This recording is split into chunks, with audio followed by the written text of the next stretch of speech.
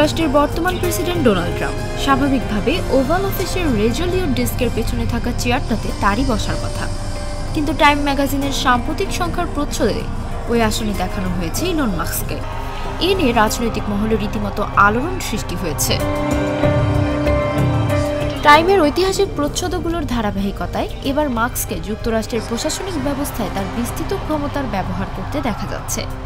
প্রতিবেদনে বলা হয়েছে, ট্রাম্প প্রশাসন মাস্ককে ডিপার্টমেন্ট অফ গভর্নমেন্ট এফিসিয়েন্সির মাধ্যমে কেন্দ্রীয় কমিটির ছাঁটাই করার অস্বাভাবিক ক্ষমতা প্রদান করেছে।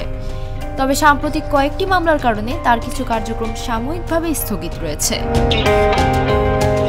লাল ব্যাকগ্রাউন্ডের ওই প্রচ্ছদে মাস্ককে এক হাতে কফির কাপ ধরে থাকতে দেখা গেছে, যেখানে তার সামনে প্রেসিডেন্টের ডেস্ক এবং পাশে যুক্তরাষ্ট্র ও মার্কিন প্রেসিডেন্টের পতাকা রয়েছে। প্রতিবেদনে উল্লেখ করা হয়েছে, মাস্কের নেতৃত্বে লাখ লাখ সরকারি কর্মী এখন তার দয়া দাক্ষিণ্যের ওপর নির্ভরশীল হয়ে পড়েছেন। প্রতিবেদনে আরও বলা হয়েছে, এখন পর্যন্ত মাস্ক শুধু প্রেসিডেন্ট ট্রাম্পের কাছে জবাবদিহি করেছেন। ট্রাম্প তার অন্যতম বড় দাতাকে নতুন প্রশাসনের কর্মপরিকল্পনার সঙ্গে সামঞ্জস্য আনতে ব্যাপক ক্ষমতা দিয়েছেন।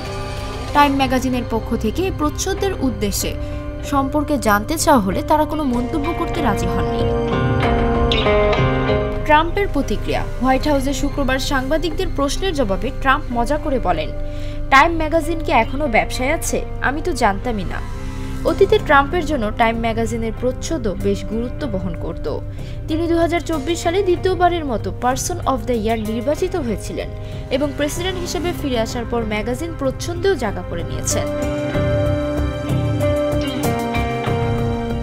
তবে তার টাইম প্রচ্ছদে থাকার এতটাই আগ্রহ যে একসময় তিনি নিজের তৈরি করা ভুয়া টাইম ম্যাগাজিন প্রচ্ছদও তার বিভিন্ন হোটেলে টাঙিয়ে রেখেছিলেন। টাইমের সাম্প্রতিক প্রচ্ছদকে বিশ্লেষকরা 2017 সালের স্টিভসের ব্যাননের প্রচ্ছদের সঙ্গে তুলনা করেছেন, যেখানে ব্যাননকে দ্য গ্রেট ম্যানিপুলেটর বলা হয়েছিল।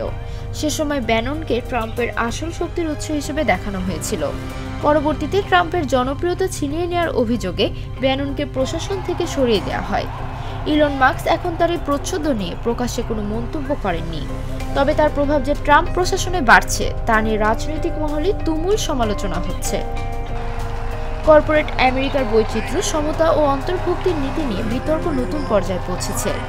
একসময় ব্যাপকভাবে গৃহীত এই নীতি এখন চ্যালেঞ্জের মুখে পড়েছে।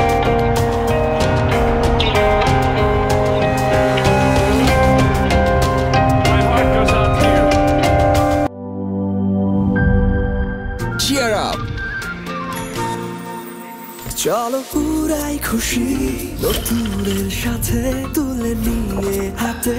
Cheer up, oh oh, cheer up, oh oh, cheer up.